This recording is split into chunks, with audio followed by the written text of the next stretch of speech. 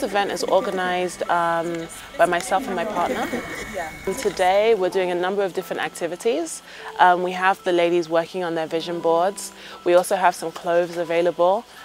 We sell these clothes at a token of 500 naira, and that money goes back into creating other events like this and helping other women that are part of our network. We also have vision boxes, so for ladies or gentlemen even that can afford vision boxes and they actually want to do vision boards at home or with their kids or so on, then we have those available for sale, and all the proceeds go back into the network as well. We have an organization called 100 Women Africa, and our goal each year is to help 100 women.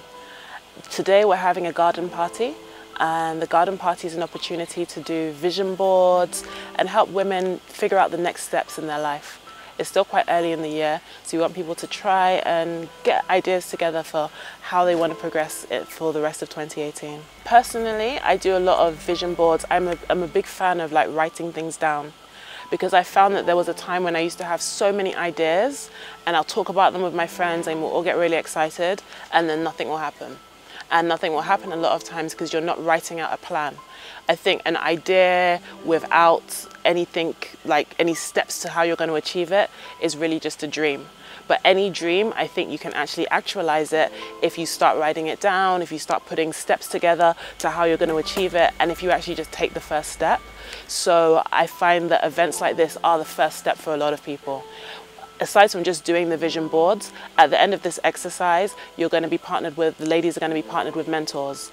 And when they're partnered with mentors, those people are kind of like an accountability partner. So if I say, okay, I want to take the next few steps, then that person is somebody that's actually going to check on you and find out why you haven't if you haven't. So I feel that that's really important. I feel a lot of women don't reach their true potential because they don't have the tools to plan or the kind of guidance that they need to get there.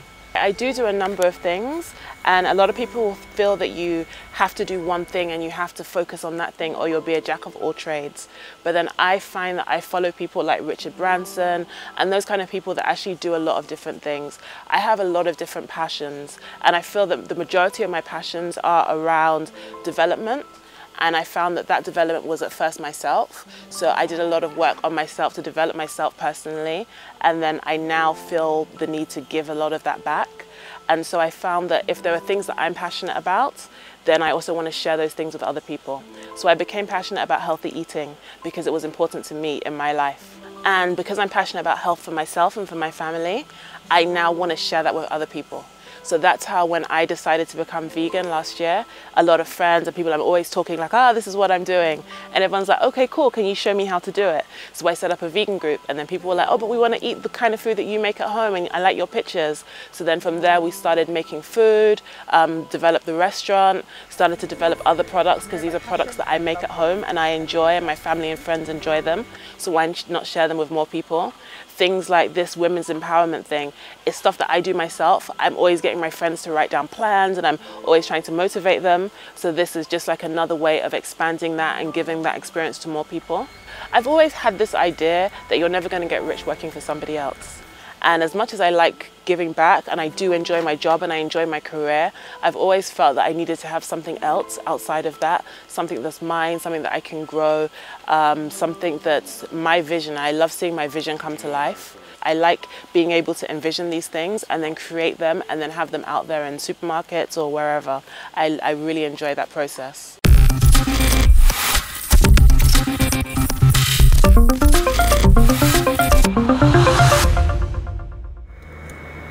Judy is at home, but at work.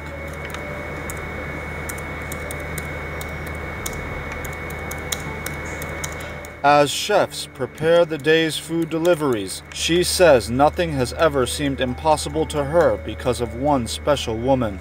I don't think that there were any particular events that shaped that for me. I feel that I never felt that women couldn't do things.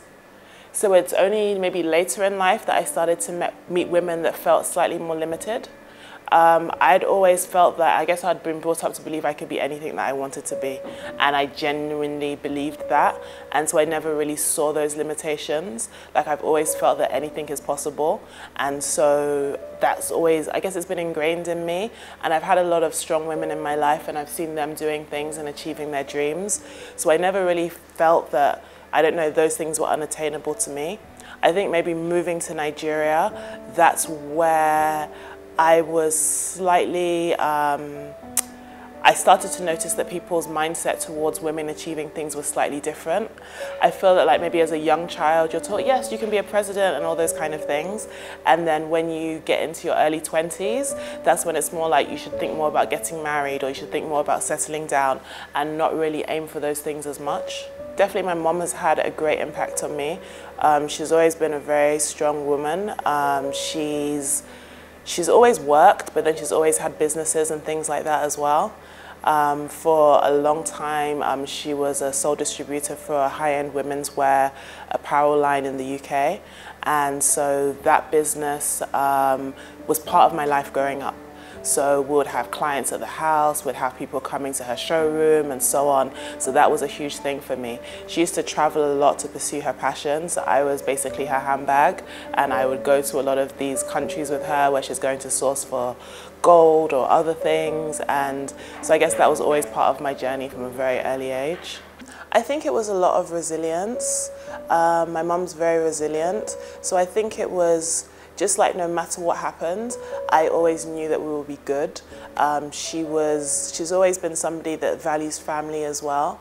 So like we were brought up in an environment that was full of like relatives. There was always like lots of life and people together. So she was really she really is, I keep saying was, Mummy, I know you're there. she is one of those people that brings people together. She's always had a bunch of friends. There's always activity going on. She's always been able to juggle so many different things. She's always had so much life and so much laughter, and I think that's one of the things that really inspired me. Like, even when bad things have happened or we've had negative times in our family and so on, she's always been somebody that's been able to like hold everybody together and make something good come out of that. So I think that's definitely inspired me. It's always made me feel that, like, no matter what happens in life, as long as you have life, you have hope. And so I feel that as long as I'm alive, there's nothing that can be so bad that I can't get through it or get past it and come out better on the other side.